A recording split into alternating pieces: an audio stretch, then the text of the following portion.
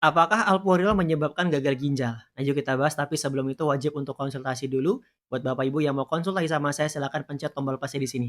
Agar nanti komunikasi kita nggak dibatasi dan saya bisa membalas pesan dari Bapak Ibu. Komen mau konsultasi dan jangan lupa di-share, semoga jadi amal jariah. Nah, kemarin sudah saya bahas soal metformin dan juga amlodipin. Nah, kali ini alpurinol. Sama Bapak Ibu, alpurinol itu tidak menyebabkan gagal ginjal, justru dia menurunkan kadar asam urat Bapak Ibu. Nah, kita perlu pahami juga kalau misalkan Bapak Ibu selama ini ada rasa kekhawatiran, sudah saya jawab. Nah, terkadang juga ada pertanyaan bagaimana cara melepasnya. Nah, untuk melepas alkohol ini Bapak Ibu itu nggak bisa langsung, tapi perlu juga. Dokter pun juga nggak mau kok meresepin alpurinol kalau Bapak Ibu ini nggak ada indikasi, nggak ada gejalanya. Jadi kalau nggak mau ketergantungan sama obat, ya atur gaya hidupnya. Nah, pertama untuk asam urat kuncinya adalah hidrasi.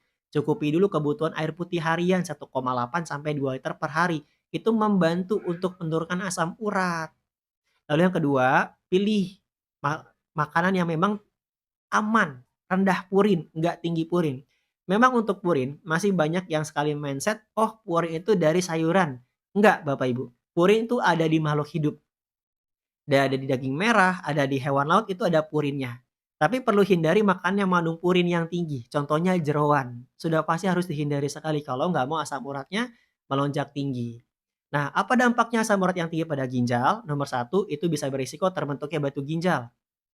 Jadi kalau misalkan Bapak Ibu saat ini mengalami atau menderita batu ginjal karena asam urat, kendalikan asam uratnya supaya batu ginjal nggak bertambah besar dan nggak bertambah banyak. Bagi yang sudah tembak laser SWL atau OP ginjal, ya kendalikan juga asam uratnya agar batu ginjalnya ini nggak muncul kembali. Nah, ketika sudah terjadi penurunan fungsi ginjal, asam urat yang tinggi ini beda penanganannya. "Pak, saya asam uratnya tinggi nih pada pasien gagal ginjal. Kok nggak diresepi alpurinol ya?" Karena memang beda penanganannya. Asam urat itu akan difilter atau dibuang di ginjal, tapi dengan langkah yang berbeda. Kita fokus ke ginjalnya, ke penguatan ginjalnya. Itu langkah penanganan yang sebelumnya saya jelaskan untuk ginjal. Jaga pola pikir, pola makannya diatur, lengkapi nutrisinya, supaya ginjalnya ini nilai EGFR-nya naik, kreatin urin turun. Itu akan membantu asam uratnya turun. Dan ini yang paling penting kuncinya, olahraga yang rutin dan konsisten. Asam urat yang tinggi tadi diubah jadi antioksidan, terutama yang masih bisa sanggup olahraga kardio, silakan kardio. Dan yang terakhir dijaga jam istirahatnya, jam tidurnya. Kalau Bapak Ibu begadang atau jam tidurnya suka telat, kemalaman, itu juga menjadi pemicu juga kenapa asam uratnya tinggi.